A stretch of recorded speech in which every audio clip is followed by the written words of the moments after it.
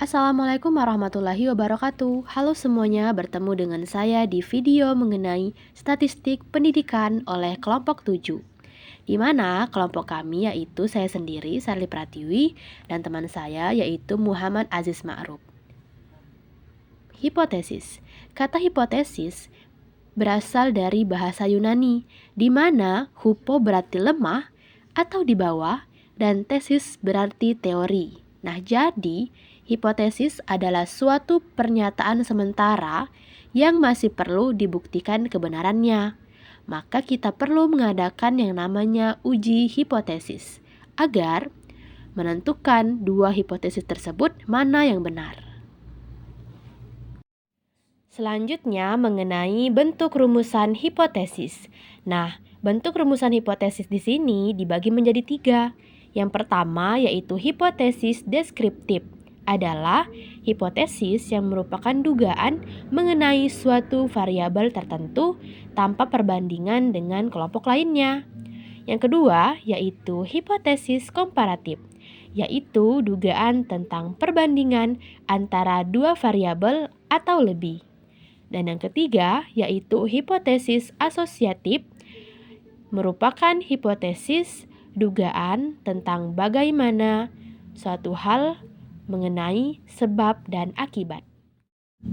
Nah, setelah kita mengetahui bentuk rumusan dari hipotesis, kita lanjut ke prosedur pengujian hipotesis. Nah, ada berbagai macam langkah yang dapat kita lakukan untuk menguji suatu hipotesis. Apakah hipotesis itu benar ataupun salah?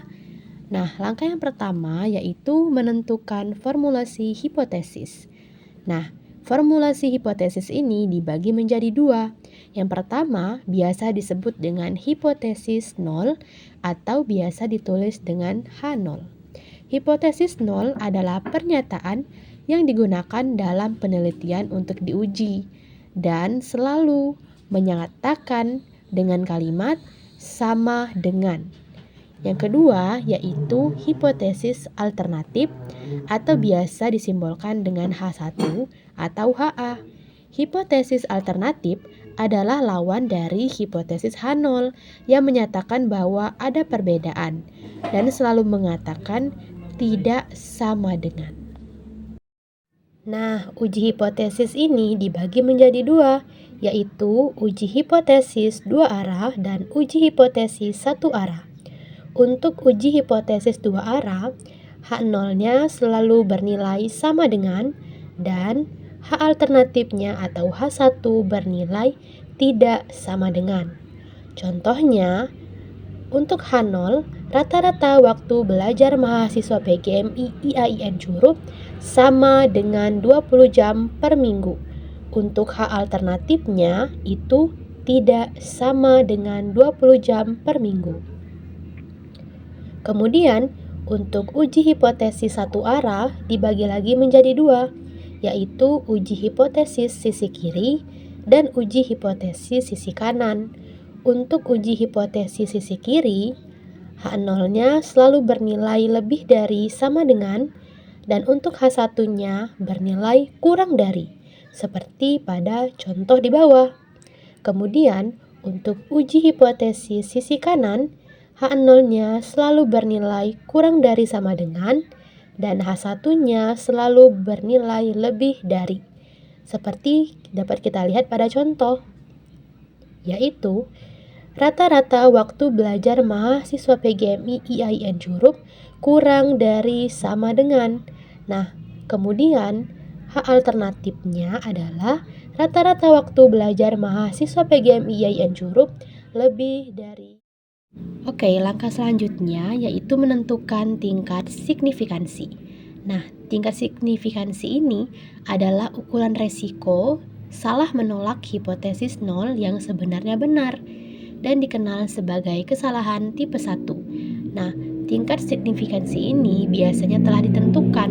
Untuk dunia pendidikan, tingkat signifikansinya itu ada 10% dan biasanya 5% atau 1%, atau biasa kita sebut dengan 0,01, 0,05. Langkah ketiga yaitu menentukan statistik uji. Nah, di sini kita sesuaikan statistik apa yang ingin kita uji. Maka kita akan menggunakan rumus yang sesuai dengan pertanyaan yang ingin dijawab. Nah, pada tabel ini sudah saya berikan contoh mengenai berbagai macam statistik uji. Misalkan, kita menggunakan statistik uji komparatif atau deskriptif ataupun yang lain. Kita bisa melihat rujukan dari kotak-kotak yang ada di hadapan kalian semua. Misalkan, kita menguji hipotesis rata-rata untuk jumlah sampel besar dan varians populasinya tidak diketahui. Maka kita bisa menggunakan statistik uji Z, seperti pada tabel sebelah kanan. Z sama dengan X bar dikurang V0 per S akar N. Langkah yang keempat yaitu menentukan kriteria pengujian. Nah, kriteria pengujian di sini adalah cara untuk memutuskan apakah kita akan menerima hipotesis H0 ataupun kita akan menolak hipotesis H0 dengan cara membandingkan nilai tabel yang telah saya jelaskan sebelumnya dengan nilai uji statistik yang akan kita peroleh. Nah, untuk uji dua arah dan uji satu arah itu dapat kalian baca di penjelasan yang telah saya paparkan. Dan langkah terakhir adalah membuat kesimpulan. Nah, kesimpulan di sini kita buat dengan membandingkan nilai uji statistik dengan nilai tabel untuk menentukan apakah kita menerima H0 atau kita menolak H0. Nah, itu tadi merupakan berbagai macam langkah-langkah untuk kita melakukan pengujian hipotesis. Nah, sekarang saya akan memberikan salah satu contoh pengujian hipotesis. Nah, kita baca yuk sama-sama soalnya.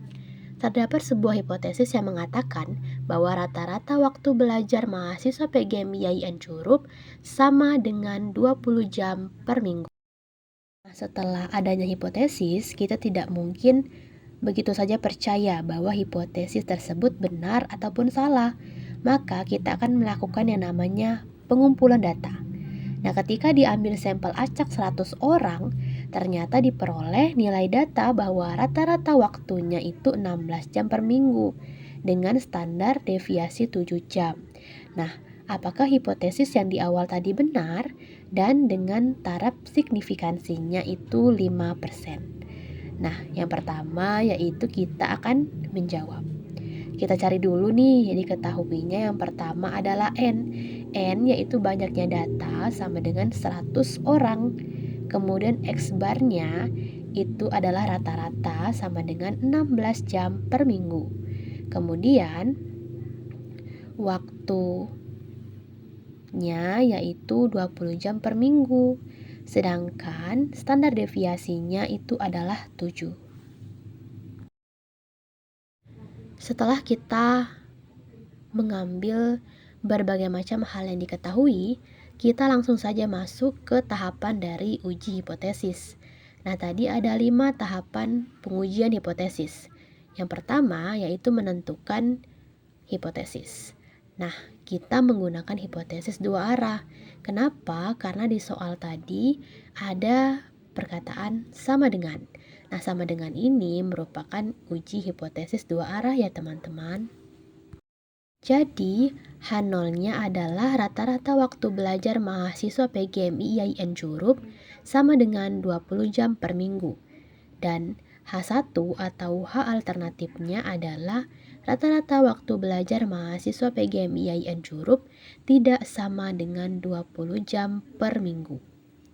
Nah, setelah kita menentukan formulasi hipotesisnya, maka kita lanjut ke tahapan yang kedua, yaitu menentukan tingkat signifikansi.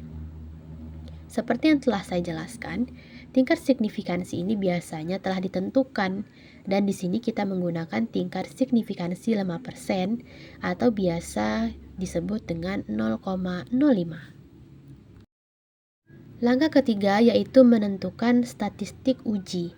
Nah, karena statistik uji kita banyaknya data itu lebih dari 30, karena data kita tadi kan 100, dan standar deviasinya diketahui yaitu 7, maka kita menggunakan statistik uji Z. Nah, dalam pengujian dua arah, nilai Z tabel itu dapat dihitung dengan rumus taraf signifikansi per 2, sama dengan Z taraf signifikansi per 2. Taraf signifikansi tadi yaitu 0,05 dibagi 2. Nah, hasil dari 0,05 dibagi 2 itu sama dengan 0,025. Kemudian 0,025 ini kita dapatkan dengan hasil 1,96. Nah, kenapa sih dari 0,025 ini menjadi 1,96? Ternyata untuk mendapatkan nilai dari Z ini kita harus melihat tabel uji Z. Nah, dapat kita cari di berbagai platform seperti Google. Hasil dari tabel uji Z tersebut yaitu 1,96. Setelah kita mendapatkan nilai Z tabelnya yaitu 1,96, sekarang kita mencari nilai dari uji hipotesisnya. Karena kita menggunakan statistik uji Z, rumus dari statistik uji Z, Z sama dengan X bar per V0 per taraf signifikansi atau standar deviasi dibagi dengan akar N. Kita tinggal masukkan Z sama dengan X barnya tadi adalah 16 dikurang 20 per taraf signifikansi atau standar deviasinya yaitu 7 dibagi akar 100 karena N-nya tadi adalah 100. 16 dikurang 20 sama dengan min 4. 7 dibagi akar 100 itu sama dengan 7 dibagi 10. Maka hasilnya yaitu 0,7. Nah, min 4 dibagi 0,7 hasilnya adalah min 5,714. Langkah terakhir yaitu menentukan kriteria pengujian dan membuat kesimpulan. Nah, untuk menentukan kriteria pengujian adalah di sini bahwa kita akan menolak H0. Nah, H0 di sini bisa ditolak apabila dari uji dua arah nilai statistik uji itu kurang dari nilai tabel atau nilai statistik uji tersebut harus lebih dari nilai tabel. Baru kita bisa menolak H0. Nah, dapat kita ketahui bersama, nilai statistik uji yang telah kita dapatkan itu tadi adalah min 5,714. Sedangkan untuk nilai tabel sendiri itu kita dapatkan 1,96. Nah, dapat kita ketahui bersama bahwa nilai statistik uji min 5,714 itu kurang dari nilai tabel yaitu 1,96. Dan hal ini termasuk pada kriteria pengujian. Nah, jika telah masuk pada kriteria pengujian, maka H0 ini kita tolak. Dengan hipotesis statistiknya, H0 sama dengan 20 dan juga H alternatifnya tidak sama dengan 20. Kesimpulannya adalah H0 kita tolak. Dengan tingkat signifikansi 5%, rata-rata waktu belajar mahasiswa PGMI IAIN Curup itu tidak sama dengan 20 jam per minggu. Karena H0 atau hipotesis awal tadi telah kita tolak. Nah, jadi hipotesis di awal yang mengatakan rata-rata waktu belajar mahasiswa PGMI itu sama dengan 20 jam per minggu ternyata salah, guys. Setelah kita lakukan pengujian dan ternyata rata-rata waktu belajar kita itu tidak sama dengan 20 jam per minggu. Nah, itulah fungsi dari uji hipotesis. Karena hipotesis itu kan adalah dugaan awal dan kita tidak tahu apakah dugaan itu benar atau salah. Maka kita melaksanakan yang namanya uji hipotesis untuk melihat apakah hipotesis tersebut dapat kita terima atau hipotesis itu dapat kita tolak. Oke, itulah penjelasan dari kelompok 7 mengenai hipotesis. Kesimpulannya, hipotesis itu berasal dari bahasa Yunani. Hupo berarti lemah atau kurang, atau di bawah. Sedangkan tesis berarti teori. Nah, di sini hipotesis adalah proporsi atau pernyataan yang disajikan sebagai bukti, sehingga dapat kita artikan sebagai pernyataan yang masih lemah kebenarannya dan perlu dibuktikan atau dugaannya itu sifatnya masih sementara. Pengujian hipotesis adalah prosedur yang digunakan untuk kita dapat menemukan apakah kita bisa menerima atau bisa menolak hipotesis di awal. Kemudian kesimpulannya dari prosedur pengujian hipotesis itu dibagi menjadi 5 langkah. Langkah pertama yaitu kita menentukan formulasinya, hipotesis H0 dan juga hipotesis H1 atau HA. Langkah kedua yaitu memilih taraf nyata atau signifikansi yang biasanya itu sudah ditetapkan. Kemudian kita juga menentukan nilai tabel. Yang ketiga yaitu membuat kriteria pengujian berupa penolakan dari H0. Langkah keempat yaitu melakukan uji statistik, dan langkah terakhir yaitu membuat kesimpulan dalam hal penerimaan ataupun dalam hal penolakan H0. Nah, jadi itu saja penjelasan dari kami kelompok 7 mengenai hipotesis. Semoga bermanfaat untuk kita semua, dan kami akhiri. Wassalamualaikum warahmatullahi wabarakatuh. Bye bye.